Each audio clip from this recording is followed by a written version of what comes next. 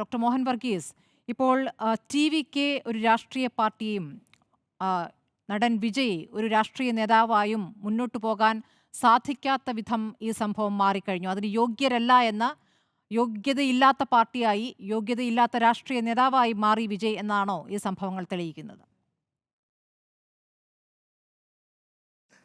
സ്മൃതി, യോഗ്യതയില്ലാത്ത പാർട്ടിയും യോഗ്യതയില്ലാത്ത നേതാവ് വിജയും എന്ന ഒരു നറേറ്റീവ് ഈ സംഭവം കൊണ്ട് ഉണ്ടായി എന്നത് സത്യമാണ്. ഒരു പ്രതിസന്ധി ഉണ്ടാകുമ്പോൾ ഓടി ഒളിക്കുന്ന നേതാവ്, ആ പ്രതിസന്ധി സൃഷ്ടിക്കുന്നതിൽ നിന്നും മാറി നിൽക്കാൻ വിവേകപൂർവ്വം അത് ഒഴിവാക്കാൻ കഴിയാത്ത ഒരു നേതാവ്, എത്രത്തോളം ഒരു നേതൃഗുണം വിജയ് പ്രകടിപ്പിക്കുന്നു എന്നത് ഒരു ഡിബേറ്റബിൾ പോയിന്റാണ്. അപ്പോൾ real life is the real thing. Real ലൈഫിനെ റിയൽ ലൈഫായി വ്യാഖ്യാനിക്കുന്നിടത്താണ് പലപ്പോഴും തമിഴ് മക്കൾക്ക് പറ്റുന്ന അബദ്ധം. ഇവിടെ നേരത്തെ ഇൻട്രോയിൽ സ്മൃതി സൂചിപ്പിച്ചതുപോലെ വലിയ ബുദ്ധിമുട്ടാണ് തമിഴ്നാട്ടിലെ രാഷ്ട്രീയ അന്തരീക്ഷം വിലയിരുത്തുന്നത്. സിനിമയിൽ നിന്നും മാറ്റി നിർത്തിക്കൊണ്ട് തമിഴക രാഷ്ട്രീയത്തെ വിലയിരുത്താനാവില്ല. ഏറെക്കാലമായി ഒരു നൂറ്റാണ്ടെങ്കിലുമായി യഥാർത്ഥത്തിൽ സിനിമ ജീവിതവും രാഷ്ട്രീയ ജീവിതവും എല്ലാം കൂടിക്കൊടിഞ്ഞ് കിടക്കുകയാണ്. ആര് മുഖ്യമന്ത്രി ആയാലും ഒരു സിനിമ ടച്ച് തമിഴ്നാട്ടിലുണ്ടായി. അതോടൊപ്പം തന്നെ ചേർത്ത് വായിക്കേണ്ട ഒന്നാണ് ദ്രാവിഡ രാഷ്ട്രീയം. ഇപ്പോൾ തമിഴക വെട്രി കഴകവുമായി കഴിഞ്ഞ വർഷം വിജയ് രംഗപ്രവേശം ചെയ്തപ്പോൾ ഒരു ഫ്രഷ്നെസ് ആണ് എല്ലാവരും പ്രതീക്ഷിച്ചത്. പരമ്പരാഗതമായ DMK ആൻഡ് AIADMK എന്ന ഒരു 2 ഹോഴ്സ് റേസിൽ നിന്നും ഒരു വ്യത്യാസമുണ്ടാകും. What is the difference? പലരും ചോദിച്ച ചോദ്യമാണ്. ഇദ്ദേഹത്തിന് ഒരു വ്യത്യസ്തത കൊണ്ടുവരാൻ കഴിയുമോ? പരമ്പരാഗത ദ്രാവിഡ രാഷ്ട്രീയത്തിൽ നിന്നും ഒരു വ്യത്യസ്തമായ ഒരു വികസന പന്ഥാവ് കൊണ്ടുവരാൻ കഴിയുമോ? അങ്ങനെ കൊണ്ടുവരാൻ കഴിയണമെങ്കിൽ ഭരണ പരിചയമുള്ള ആളുകൾ ഉണ്ടാവണം. ഇവിടെ നോക്കൂ, വിജയ് എന്ന നേതാവ് കഴിഞ്ഞാൽ പിന്നീടുള്ള ആളുകൾ താരതമ്യേന അപ്രശസ്തരായ ആളുകളാണ്. മറ്റ് പല പാർട്ടികളിലും പ്രവർത്തിച്ച് പരിചയമില്ലാത്ത, ഒരു പക്ഷേ ഈ ഇയക്കത്തിൽ നിന്നും വന്ന വിജയ് മക്കൾ ഇയക്കം എന്ന ഫാൻ ക്ലബിൽ നിന്നും കടന്നു വരുന്ന ആളുകളാണ്. അവർക്ക് എത്രത്തോളം ഒരു രാഷ്ട്രീയ പ്രക്രിയയെ മുന്നിൽ നിന്ന് നയിക്കാൻ കഴിയും, അത് ഏകോപിപ്പിക്കാൻ കഴിയും. ഈ പരാജയമെല്ലാം സംഭവിക്കുന്നത് സംഘാടന തലത്തിലാണ്. യഥാർത്ഥത്തിൽ നോക്കൂ, വിജയിൻ്റെ ഒരു ഡൈനമിക്സ് നോക്കൂ. ഒരുപക്ഷെ ആന്ധ്രാപ്രദേശിൽ NT രാമറാവു നടത്തിയ ഒരു വലിയ യാത്രയുണ്ട്, രഥയാത്ര. ഈ കോൺസെപ്റ്റ് തന്നെ NTRൻ്റെ സംഭാവനയാണ്. പിന്നീട് അത് LK അദ്വാനി, ലാൽകൃഷ്ണ അദ്വാനി അത് ഏറ്റെടുക്കുകയും വൻ ജനക്കൂട്ടത്തെ ആകർഷിച്ചുകൊണ്ട് വലിയ യാത്രകൾ നടത്തുന്നു. അതേപോലെ തന്നെ ഇപ്പോൾ YSR കോൺഗ്രസിൻ്റെ സ്ഥാപകൻ അദ്ദേഹവും ഈ ഉദർപ്പ് യാത്ര നടത്തുന്നത് കണ്ടു, ജഗൻമോഹൻ റെഡ്ഡി. തമിഴ്നാട് രാഷ്ട്രീയത്തിലേക്ക് വന്നാൽ വൻകിട നേതാക്കൾ എല്ലാം തന്നെ റാലികൾ, ഡെമോൺസ്ട്രേഷൻസ്, അതിൽ കൂടി ജനഹൃദയങ്ങളിൽ സ്ഥാനം നേടാൻ ശ്രമിക്കുകയാണ്. സമാനമായ പാതയിൽ തന്നെയാണ് വിജയ്. ലക്ഷങ്ങളെ ആകർഷിക്കുന്ന ഒരു ആകർഷകത്വം, അത് സിനിമ അഭ്രപാളികളിൽ നിന്നും വന്നതാണ്. ഇവിടെ നോക്കൂ, വിക്രവാണ്ടിയിൽ ആദ്യ സമ്മേളനം നടന്നപ്പോൾ തന്നെ വൻ ജനക്കൂട്ടമാണ്. അവിടെയും ഉണ്ടായി ഉന്തും തള്ളും. ഇത്രയും വലിയ അത്യാഹിതം ഉണ്ടായില്ല എന്നത് മാറ്റി നിർത്താം. മധുരയിൽ സമ്മേളനം നടന്നു, അവിടെയും വൻ ജനക്കൂട്ടമാണ് ഉണ്ടായത്. ഭാഗ്യം കൊണ്ട് രക്ഷപ്പെട്ടതാണ്.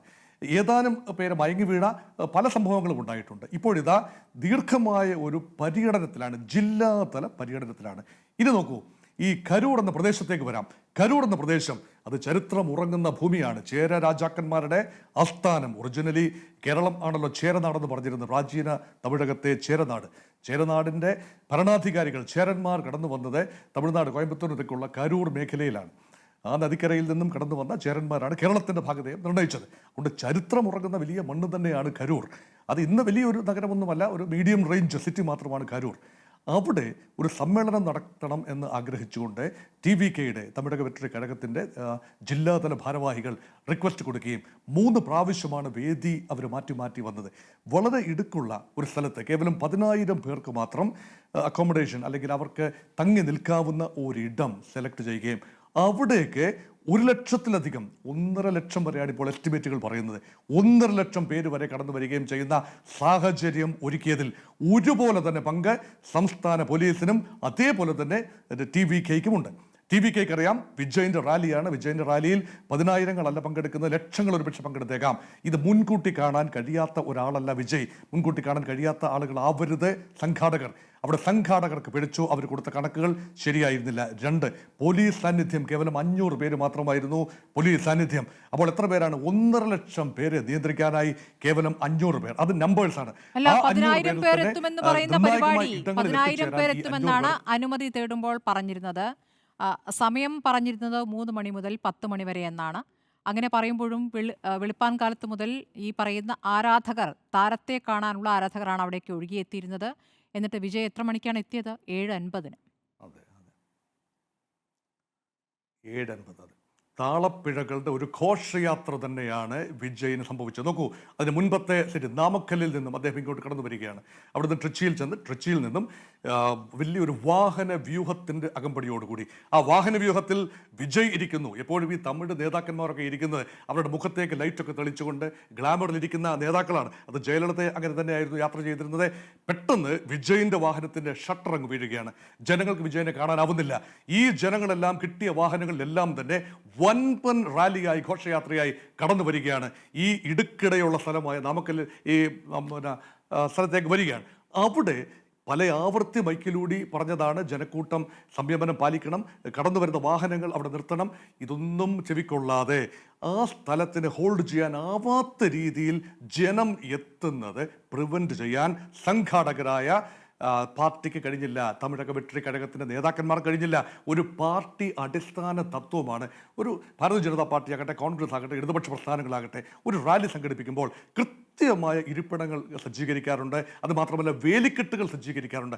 പല പല പല ലെവലുകളായിട്ട് രാഹുൽ ഗാന്ധിയും സോണിയാഗാന്ധിയും പ്രിയങ്ക ഗാന്ധിയും നരേന്ദ്രമോദിയും എല്ലാം ജനക്കൂട്ടത്തെ വൻപൻ റാലികളെ അഭിസംബോധന ചെയ്യുന്ന സമയത്ത്, അതും അല്ലെങ്കിൽ റോഡ് ഷോ നടത്തുന്ന സമയത്ത് ഒരു സിസ്റ്റമുണ്ട്. അത് സിസ്റ്റം മാനേജ് ചെയ്യുന്നത് ലോക്കൽ അഡ്മിനിസ്ട്രേഷൻ മാത്രമല്ല, പാർട്ടി ഖൈഡറും അതിനനുസരിച്ച് പ്രവർത്തിക്കുന്ന ഒരു പതിവുണ്ട്.